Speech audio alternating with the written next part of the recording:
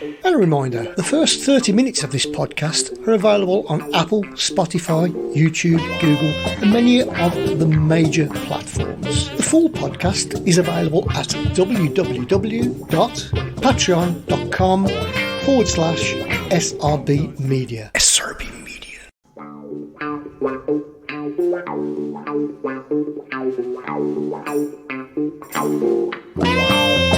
Good evening, Gabby. Good evening, TC, and welcome all to our weekly podcast with the idea of Hillsborough, Mr. Terry Curran, the Curran View with TC. How are you? Steady away, son. Not too bad. What Been kind? doing a bit of running about, having to put and then I had to go and put a new clothes post in. My old one broke, so I've had to new one in. So getting ready for this then. Just finished cleaning up after cooking tea. What did you have for tea tonight, son? What have we had tonight? Lamb. Lamb. I had chicken curry tonight. Sam's been running around with one of her customers up the hospital, so it was fend for yourself tonight. I finished a little bit earlier tonight, so I've been doing a couple of hours gardening. Picked up Ruby, and I thought, right, Chinese, wash away, get ready for the podcast. A little bit different. I've got my bed back. I've got my cat back. I've got everything back, my pajamas and everything. I'm warm for you. Yeah, I'm absolutely warmer as well, TC. Last week was great, doing a live feed. We've had some great responses from it, and we will be going live again next week, and we will be doing a few towards the end of the season because it is towards the end of the football season.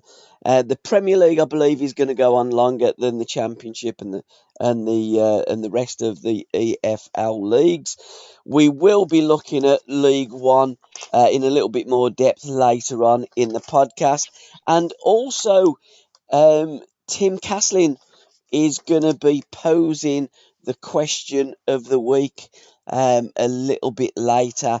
But first, we always look at our magic moments. But we have to give it time, Gabby, the live one, I must admit. Absolutely. And I've had one or two people private message me about the cups, and I've told them, I don't know if I've been in contact with Chris, but I've told them where to get them and how to get them.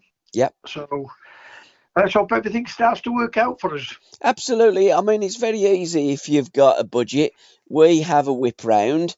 We all work full time and we do our best. Our team is 3, 4, maybe 5 members, where you get some of these organisations that employ hundreds of people. So it is one of those that we, I guess, we do our best with what we've got, T. And Rome wasn't built in a day. I know how it all works. Absolutely. I know if you shut up, they will push you. Absolutely. I know that. I know how it all works. But we don't work that way. No, we don't. You know, we want to be fair to everyone, right? And if people want to come on board and help us, that's great. If they don't, then we'll manage and we'll get by. And eventually, you know, if you keep working hard and keep striving to move on, things turn eventually. Absolutely. And it will turn for us. Absolutely. It's not for the woke, and we don't do nouns. But we will be going to see Andy Gray Friday, so I'm very much looking forward to that. Magic moments, TC, what have you sourced for us this week? Again, we should get punished for picking one out when there's that many great goals. But I love to watch teams when they move the ball quickly with accuracy and the tempo. And I've gone for 2 goals, the third and fourth goal of Manchester City. Not because of the goal scorers, because they only tapped it in, but the movement and the passing, the third and fourth goal. And it don't make a difference who you're playing. I mean, Burnley has been striding out in the Championship. We know it's only Championship, but by God, did Manchester City make them look ordinary on? Was it Sunday? Saturday. It was Saturday night, wasn't it? Yeah. Saturday night, yeah. Yeah, I'm getting lost up with days. So I'm going for those 2 goals, the third and the fourth. I thought they were 2 great team efforts. And like I said, I love to see goals like that, I do. I really do. What I don't like is when there's two live games on, because Chelsea and Everton was on pretty much at the same time as Manchester City and Burnley. So I was trying to dip into both, and I watched Man City. Although Try to be Jack, greedy, don't you? yeah, although Jack, I love to watch Jack play. Jack wasn't starting, but I thought, well, I'll start with Manchester City, and Erling Haaland put them 2-0 up, and I thought, well, I'll turn over and watch Chelsea. And I said to Kieran, because all the kids are around here, I says, do you know something, son? That kid there, Haaland, he's just scored 7 goals in 90 minutes with putting Manchester City 2-0 up. And when you look at his strike ratio, he scored 6 hat-tricks this season. It's incredible. It's incredible. I mean, it really is. What I will say is, he's played for Manchester City and they do create a lot of goals, but it is incredible. Yeah. You know, I'm like you. Let's give him all the applause he deserves, and he does deserve it. Absolutely. So, although it was he played for an hour the other week and scored 5 goals against it was in the cup, wasn't it? I mean, we have that many damn games. Didn't know where you are with them all, that you keep forgetting, but he certainly scored 5 goals in the one game, and he was off after about an hour. He played 30 minutes and he'd scored 2 goals, and then went on and scored a third goal. So he'd actually scored eight goals, and he didn't play 2 full games. This is getting ridiculous.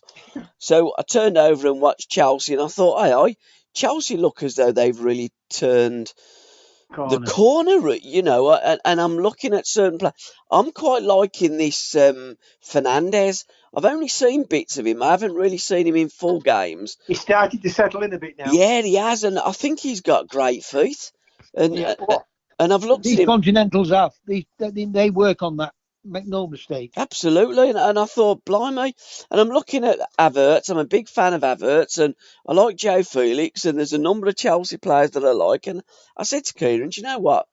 I'm going to have £100 on Chelsea to win the Premier League next season. I really don't think they're that far away. They're starting to look as though they're playing for each other. Yeah. They're starting to look as though the confidence is coming back, and they're starting to believe in themselves that, you know, they have a good team. You know, I'm sure the people what's in and around Chelsea, you know, they're no mugs, but there is clubs what do waste money. Man United waste money for the last few years. But give them time. Give them to get the season out of the way, and we'll see a better Chelsea next season. Absolutely, and then I'm watching it, and Koulibaly goes and does something stupid, and Everton draw the game 2-2, and I think, do you know what? That is just Chelsea this season.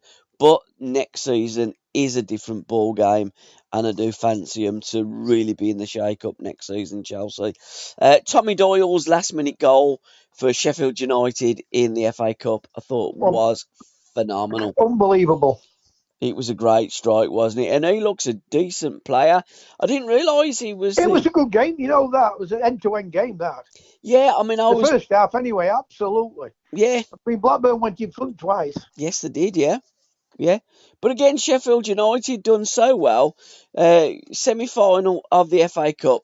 I mean, sadly for them, they're playing Manchester City, and sadly for young Doyle, it's Man City because he's a Manchester City player, so he won't be able to play. Neither will McAtee, 2 players that won't be able to play in that semi-final.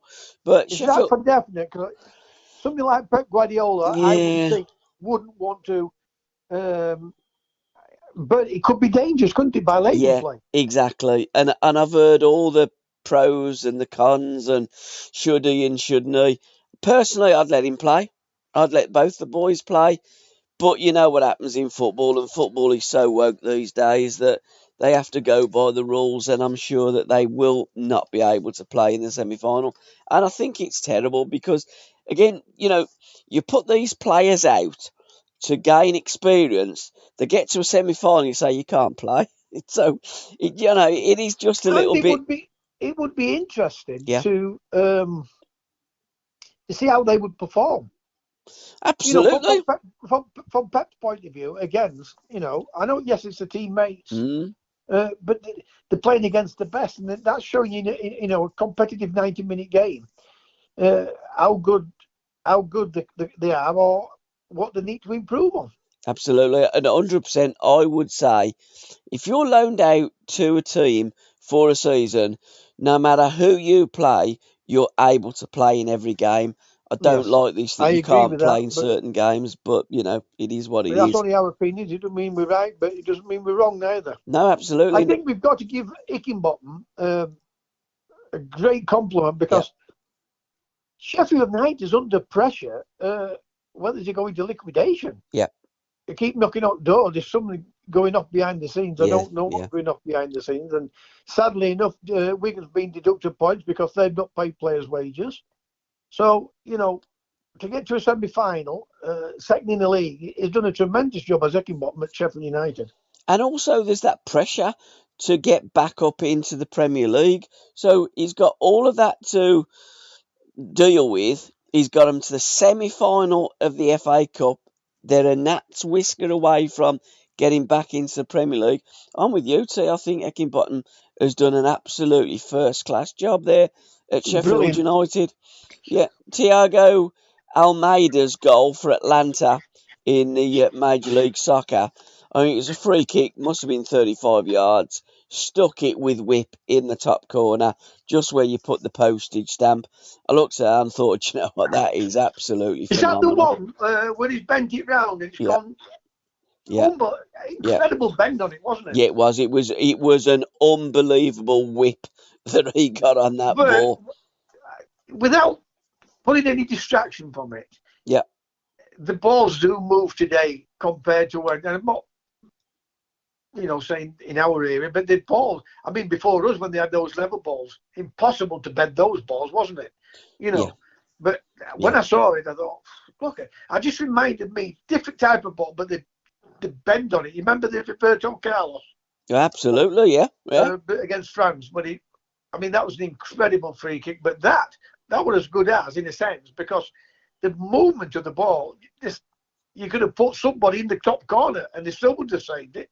I mean, that was Roberto Carlos. That was in Le Tournoi, wasn't it, in 1997, a friendly tournament for the 98 World Cup finals that were played in France. And I still, to this day, I love to watch that and see Barthez's face, because he just couldn't. He's going, what are all these jumping up and down for? It went just then, everybody, all the French team.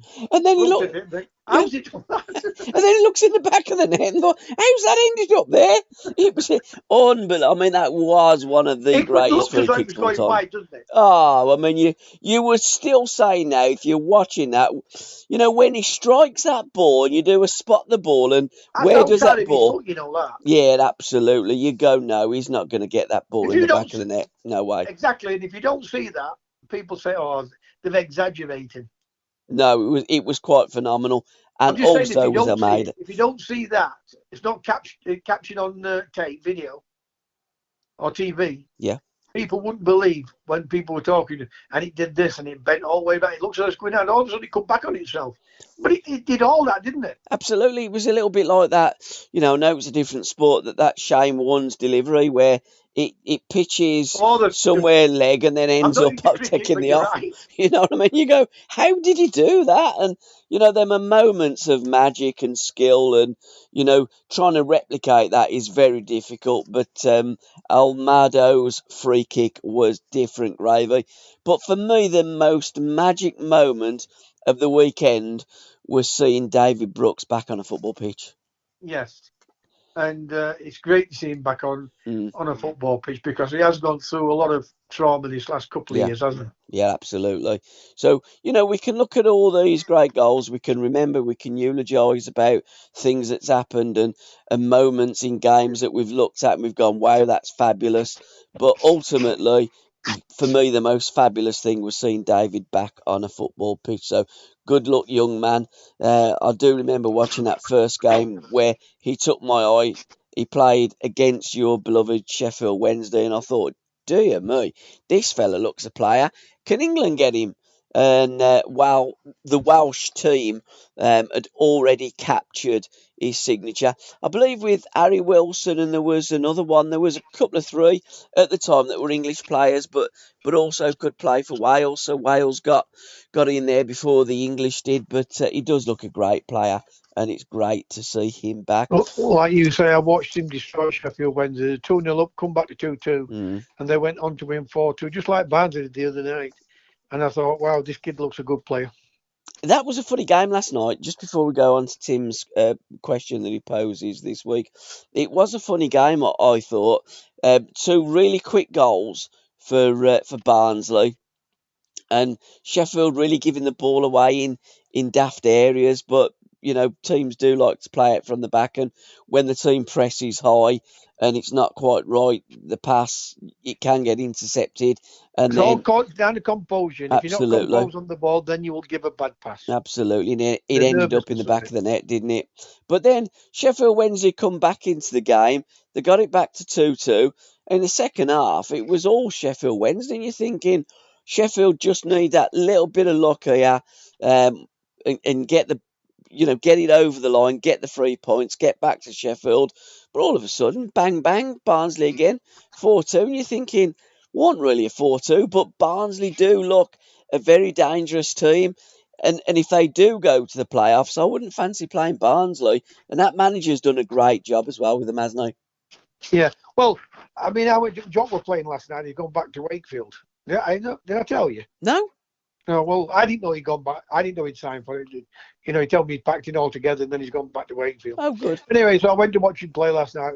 They won 2-0, and they only need 2 more points to get into playoffs. So I wish Wakefield all the best for the playoffs. But I saw the last 10 or 15 minutes at half time. I saw, because it was an 8 o'clock kickoff, the Sheffield Wednesday. Yeah, it was, I saw 10 or 12 minutes on that. When they got back into the game at 2-2, it looked as though it was only going to be Wednesday were the winners. 100%. Then all of a sudden, it was like the first 10, 15 minutes that Wednesday just seemed to not pack up, but just seemed to flop, didn't they? Yeah, it was crazy. It was ridiculous. I mean, Barry Banham he was conducting that game in the second half. And I did think the ball's going to just drop in a minute and bang. I mean, probably Lee Gregory. I mean, he just crops up and scores important goals for Wednesday. And the Wednesday following as well. Phenomenal. All behind that goal. I know what it's like. Oh. I used to say to people, and now I know, TC, why you want to play for Sheffield Wednesday. But I tell you what, they missed about 4 or 5 good chances to Sheffield Wednesday, Yep, they did, yep. Yeah, but that's ifs and buts. But, they've gone 23 games unbeaten, an incredible. I think it's a record. So they're going to come unstuck sooner or later. But I thought they may go all season without, not conceding, without getting beaten. But it's come to an end now. Get it out of the way. Let's start to get it Forest Green on Saturday. Absolutely, and it is a big week for Sheffield because it is international weekend. England are playing Italy tomorrow night. We'll talk about that a little bit later in the podcast, and then we've got Ukraine on the Sunday. But Tim Castlin poses the question, TC, and he put it up on the Curran View, our group. We've got over 3,200 members, and I put a post up today. We do monitor it, we do look at it. When we see a question like this, we will talk about it and give that person a mention on the podcast. Lots of red cards over the weekend. Were they justified, is what he posed. The tackle by... Great question. It was a great question to ask, wasn't it? Absolutely, yeah. The tackle by Johnny should carry a 4-match suspension. It was one of the worst challenges I've ever seen. It could have ended... In this day and age, yep, absolutely. Luke Ayling's career. But you do not see that type of tackle. No, you don't. No. And then he put a 6-match ban for pushing a referee with a question mark. So what he's saying is, I mean, how is it? And it was, look, I'm posing a question, so, a little bit of respect here. It's my opinion, and I thought it was a valid opinion that when you look at the referee... It's a great question. Yeah, it is. How do you come... Well, on my view of all that is, and I know from playing football, yeah, not retaliation. Cheeking, what's the word I'm looking for? Being disrespectful to referees is a bigger punishment than a tackle. Yeah. But, I mean, yes, he's thrown his arm up and he's... I'm not going to lie about it or deny it. He's thrown his arm up and I think he's meant, not to hit the referee himself, but to hit his arm. And he is a bit of a loose cannon. I mean, I'm not knocking him because so would I when things go against him. But what makes me laugh about all that, it was a penalty. Oh, 100%, yeah. It was a penalty. What are they moaning and groaning about? I don't know. I mean, if he scores that goal, which he should have done, I don't know if he... I looked at him as a kid, when he first broke onto the scene at Dortmund, he looked a hell of a player, didn't he? Sancho. Yeah. He looks as though either he's out of his depth or the occasion's getting to him. I don't know if he's playing around outside the game or not, but there's something not right there with him. But how do you justify that type of thing compared to what could... I've always said this when I play. He could break my leg. Yep. Right? And get a 2-game ban or a 4-game ban. And somebody says something to the referee and get a 6-game ban or a 10-game ban. Because it's crazy in that respect. I get that you have to have the respect for the referee. I get that. I understand it. And I respect that. You've got to respect the referee. The referee is in charge. I get it. But Uddy, on our most recent podcast, we've just recorded Hudson 74, You Make Me Feel Brand New, where we're talking about Alan's first 12 months at Stoke City. But on his American Dream podcast, Alan was talking about the referees and talked about a referee of old, how he badmouthed the referee. And the referee says, Alan, you're not having such a great game yourself. And he said, I do apologise. Yeah, I do apologise. And Alan says to me on that podcast, if a player is bad-mouthing a referee, it's an instant yellow card. If he wants to carry on, it's a red card. And I think that they should be punished, whether they verbally abuse a referee or physically abuse them. But I do think that when you have a tackle that potentially could wreck a player's career, I don't see how that punishment doesn't fit the crime. I don't know how they can justify that. No, I don't. And I think that they're putting a verbal or that abuse to the referee as worse than a real cynical, leg-breaking, career-threatening challenge. And I don't get it. I don't understand it. And I think that was a great question by Tim. He wasn't questioning the fact that it's a ban for Mitrovic. No, he wasn't, right. And he was... It's a great question, wasn't it? He is hot-headed. To get people... Let's see how people differ from his opinion and how anybody else's opinion. Yeah. It's and it's great to interact with questions like that. But again, it's like you get a straight red for something. I mean, you could call the referee something, and he'll give you a straight red. And retaliation is a bigger deterrent than the initial foul. Yeah, but it always has been. But again, you have some. I mean, do you remember Ben Thatcher?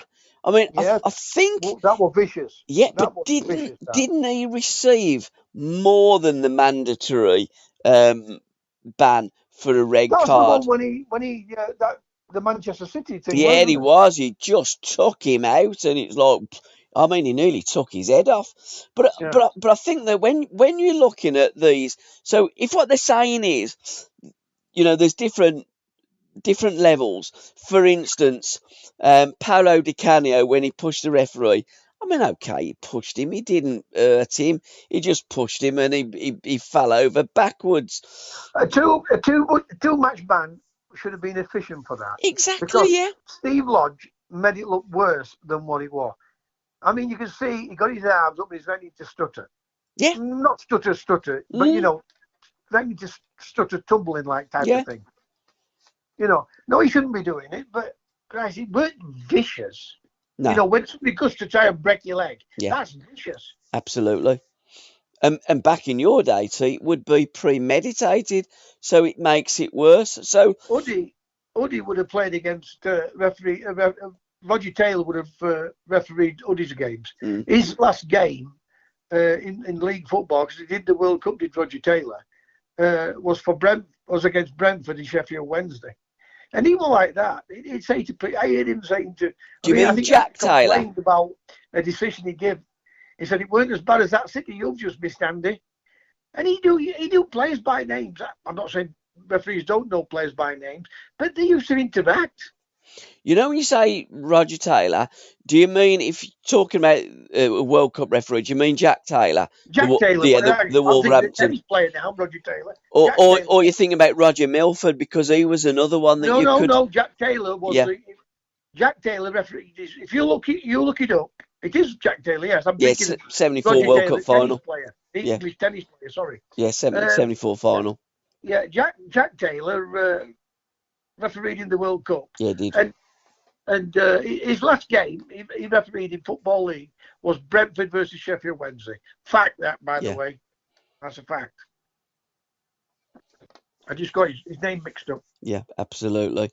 But again, we go back and we look at, you shouldn't do that to referee, and we get it, but for me, it shouldn't carry and I mean, I've heard some people talking about it should carry a 9-month ban, but I've never heard the media going on about people to wind people. Oh, absolutely. That's why I don't get involved with them. But a potential leg breaker, it seems to go by the wayside. Nobody in the media wants to pick it up, run with it, and say, listen, if we're going to get these red cards and potential leg breakers, perhaps that should carry a 6 or 8 or a 3-month ban. But no, if they did it to Messi or Ronaldo, that same reporters wouldn't have be slagging that player off, I guarantee you. Oh, absolutely. It's quite pathetic, but there you go. Book corner. So thank you, Tim, for your question this week.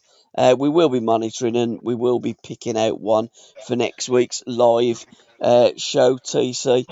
Book corner in association with myfootballbooks.com.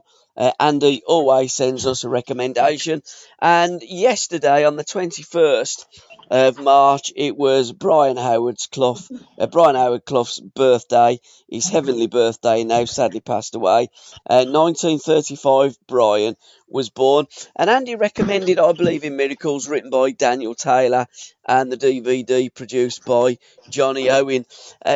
I'm just going to elaborate a little bit, because here on my bed I've got Cloughie Walking on Water, Old Big Head Wit and Wisdom of Brian Clough, compiled by Duncan Hamilton, 150 BC, Cloughie Inside Story, Clough Confidential, Clough and Revy, Brian Clough, Nobody Ever Says Thank You, the biography by Jonathan Wilson, The Derby Years, Clough's War, and Alchemy as well. I've got quite a few Brian Clough books. You can see, T, I'm a bit of a fan, and I know that, your former boss, you posted up, and happy birthday, boss.